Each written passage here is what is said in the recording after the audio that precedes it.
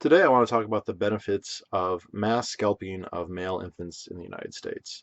Now, this is an issue that is very contentious. There's a lot of people out there who are opposed to this idea and, quite frankly, fail to see the merits that it would offer our society. There's a lot of people out there who go around saying things like, we evolved to have hair. Hair is very pleasurable. Hair is nice. Hair is fun to play with. It's fun to adorn and to decorate.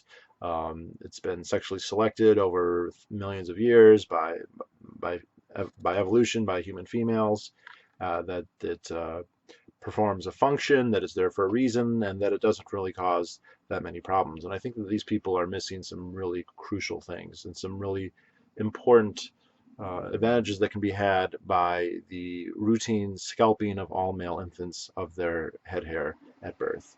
Um, Now, the first thing to know about this is that it will save them enormous amounts of time over the course of their life in terms of washing. You won't have to shampoo your hair, you won't have to comb your hair, you won't have to brush your hair, you won't have to worry about doing your hair a certain way. That'll all be taken care of because you won't have any hair because you will have been scalped. Uh, Another thing is that you won't have to worry about getting any number of the diseases that are associated with hair. Head lice, um, removing all the skin on the top of the scalp will also help prevent you from getting things like scalpel warts, from getting melanomas or unsightly moles or any number of other skin ailments that could definitely happen up there.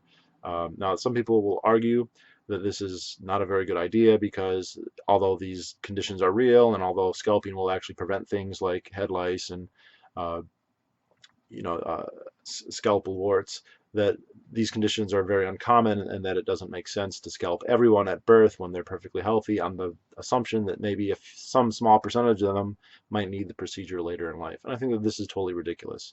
It makes sense to cause major surgical alterations to people in order to prevent a tiny percentage of them from having some kind of treatable illness later on in their life. I think that that's a perfectly justifiable thing. There's also morals to consider. Guys with hair tend to be much more horny. They attract girls. They uh, philander more. They become too sexually active. They mess around too much. And these are things that we really shouldn't allow. We already have a problem with teen pregnancy as it is.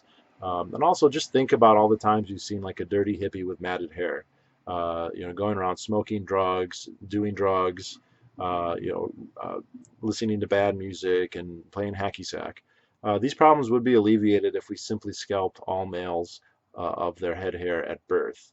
This way, they wouldn't have nappy-headed, culturally appropriated hairdos that are, quite frankly, racist. Um, so if we think about how much time will be saved, and now people will say, well, it's a dangerous procedure, it's a surgery, there could be complications, and that's true. Some of the people who we scalp will have major issues. Sometimes the scalping won't go very well. There may be people whose face becomes distorted or infected, or maybe something like that. Other side effects that are very negative. But that's the small price to pay for preventing all the other diseases that might happen. With modern medical technology, we can do this relatively safely.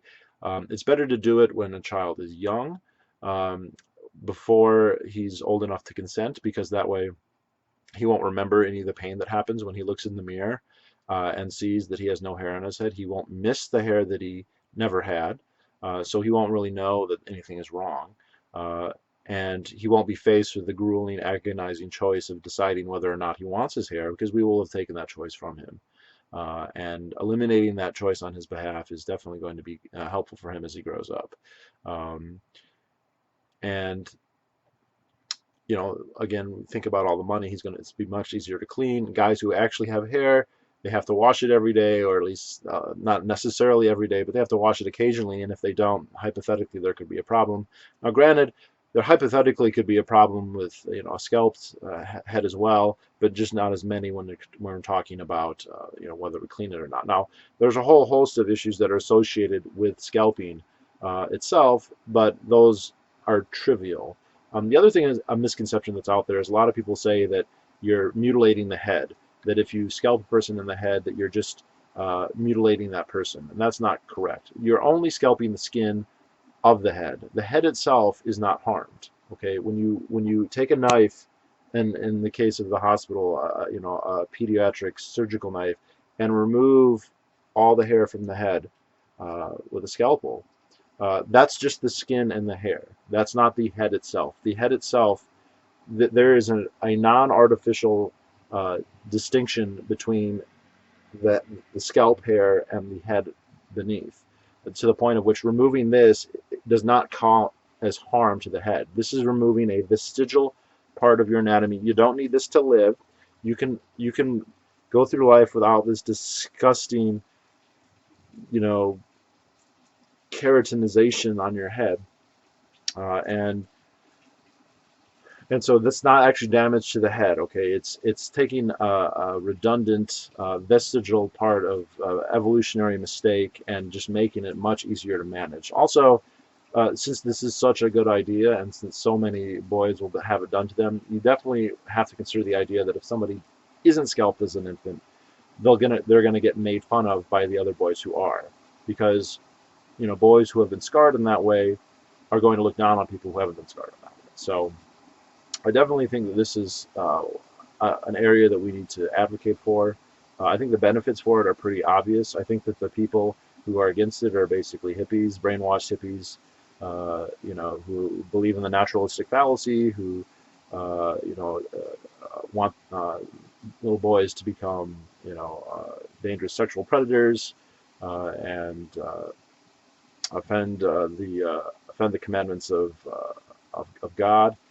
So I do think that this is a very good idea, and yes, it is April Fool's, but it's not really a joke, because even though this is an analogy, it's a pretty good one for something that actually does happen. So anyway, I'll talk to you all later.